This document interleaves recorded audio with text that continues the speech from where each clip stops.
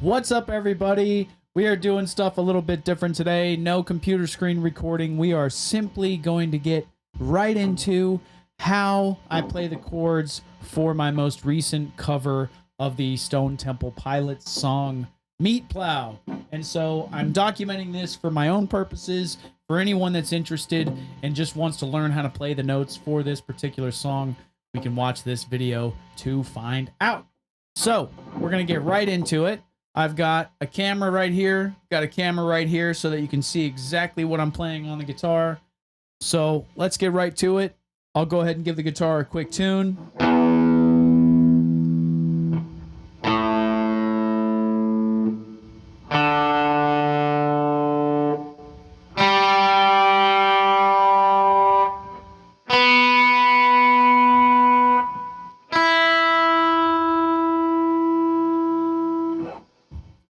So most of this song is played with an F sharp bar chord shape. So we're going to grab our F sharp power chord, which is F sharp here on fret 2, and C sharp 2 frets away from it on the 5th, right, on the string below it. Then you extend that to the string below that to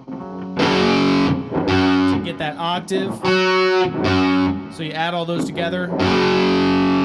It's a nice solid power chord. That's the 3-string sort of power chords we're going to be playing for the entire chorus. So none of these 2-string power chords. We're going to try to make it sound a bit bigger and a bit more powerful for the entire song. So this is a great practice song for that. If you're trying to improve your technique and get fatter sounding power chords, this is great for that. Also, the majority of the song is, again, played in a bar chord sort of a shape. So it's not just those 3 strings. It's all 6 strings. So you're grabbing this, right, which is that A sharp on that G string, and then you're barring those last 2 notes, that G sharp and that F sharp on fret 2. And so when you play them all together,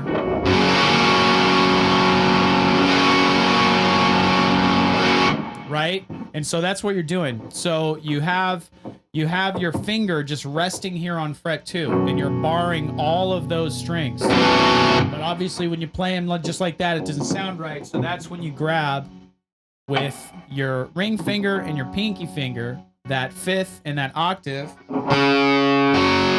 okay, on that 5th string and that 4th string, and then you do the rest of the bar chord shape, which is just bringing this middle finger down and resting it on the fret in between. It's the simplest thing, you know. You got 3 frets that you're playing with. You got this finger on this fret, you've got these 2 fingers 2 frets away from it, and then on the fret in between on the G string, you've got that middle finger, right? So you're putting all of your fingers to use here. And when you play that, that's actually the fattest, the most powerful sounding power chord you could ever play. So as often as possible, as tastefully as possible too, practice, right, playing those kinds of bar chord shapes. That's what I'm doing for my technique to increase my own technique. So you can play that just like a power chord all over the fretboard, right?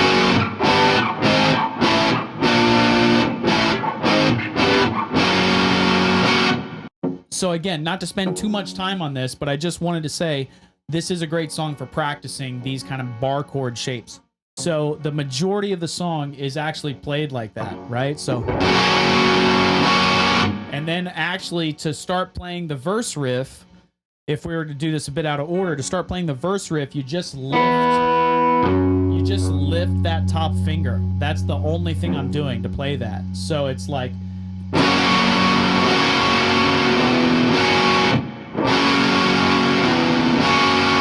and so it has this sort of a Smith's, sort of a 80s, you know, sort of a feel to it, because you're mixing in that E note with the F sharp chord, right? So I'm just lifting my finger to get that. That's all I'm doing. And I'm you know, as much as possible, just trying to lift the upper part of my finger, while the bottom part of my finger here towards the knuckle, for me, everyone's hand's going to be different, towards the bottom of the guitar neck, it's still contacting, and I'm still barring those strings. So again, it's a technique thing. You work on this as much as you possibly can.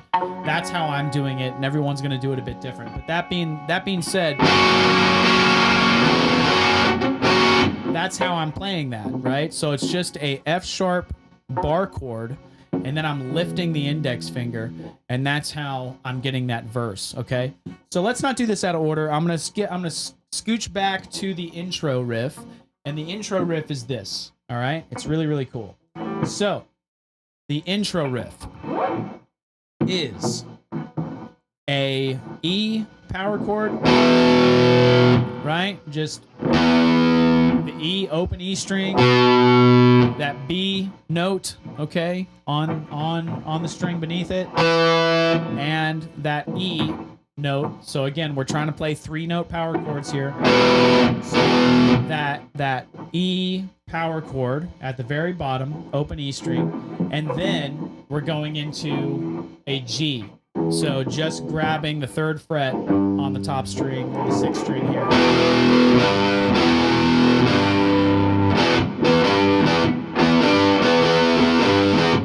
That's really not the riff, but that I'm switching between those notes in the same way. So to do the riff fully, it's... So then we're skipping down to the strings right beneath it and playing the same thing on the A string this time, so the 5th string, and then going into a C. So E to G, and then A to C, and it's on the top string, 6th string, and then on the string right beneath it, and just doing power chord. So it's just...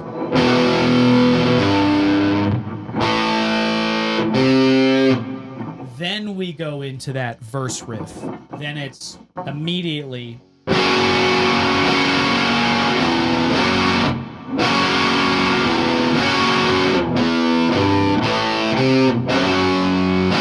That's when you really work on your timing and your rhythm for this song. And this is another reason why I love this song, because it's sort of a slow groove. Da, na, na, na, na. And then as musicians, you all of a sudden have to double that pace. And you have to go, da, na, na, na, and you really have to be on that groove to really be on that beat with the drummer and with the bass player.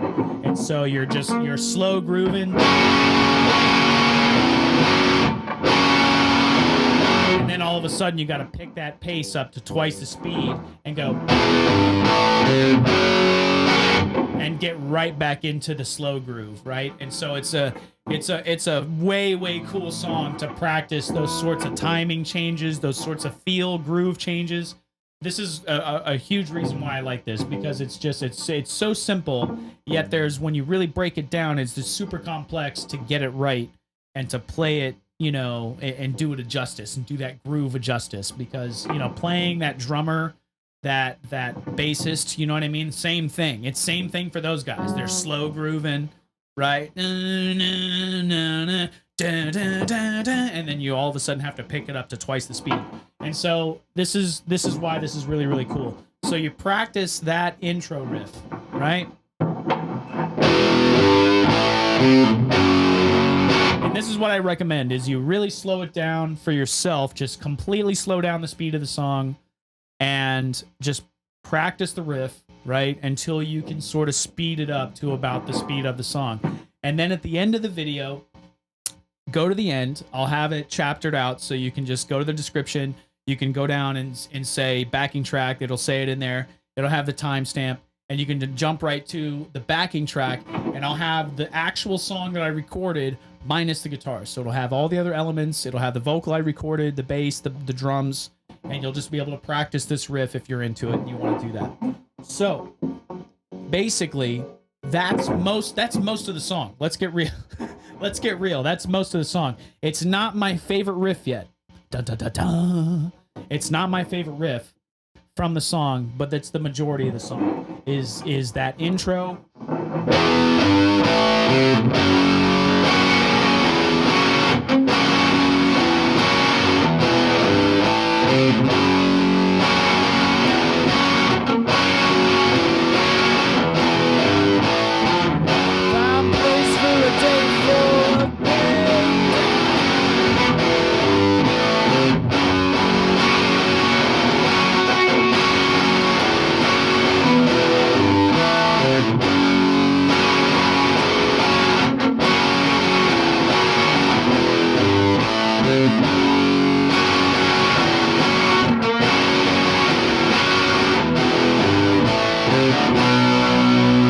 Okay, so that's where it changes, is after that chorus, right?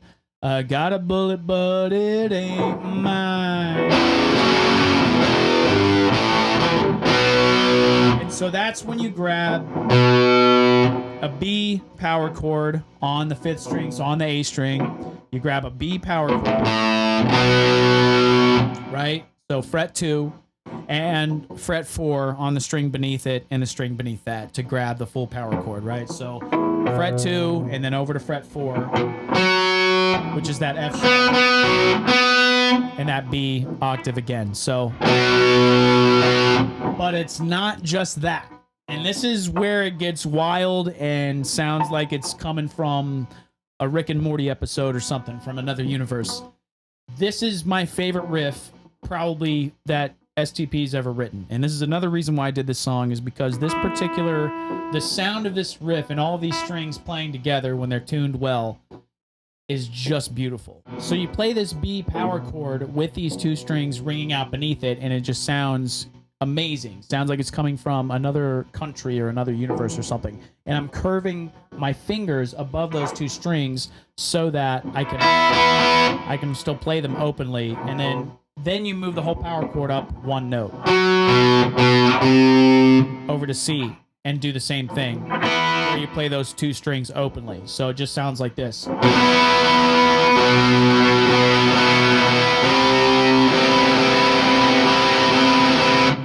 And that sounds awesome. You know, I just think, again, you're just basically playing this power chord, moving it up 1 note, but you're playing these 2 strings open at the same time.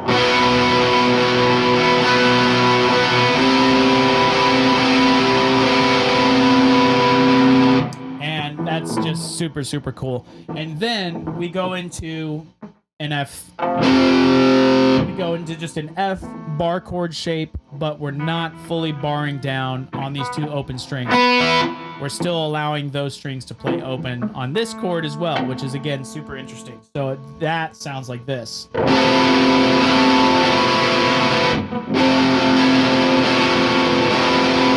So all of those things together, right? This is that pre-chorus section, all those things together.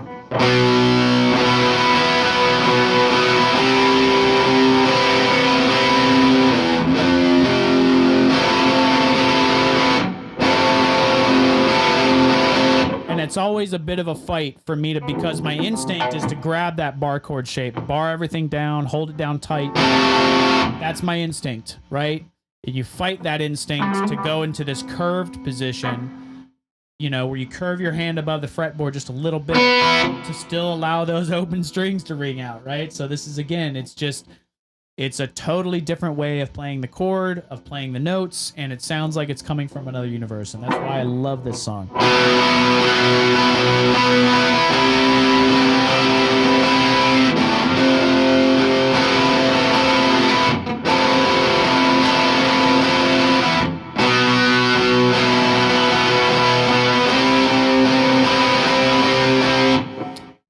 And that's the pre-chorus section.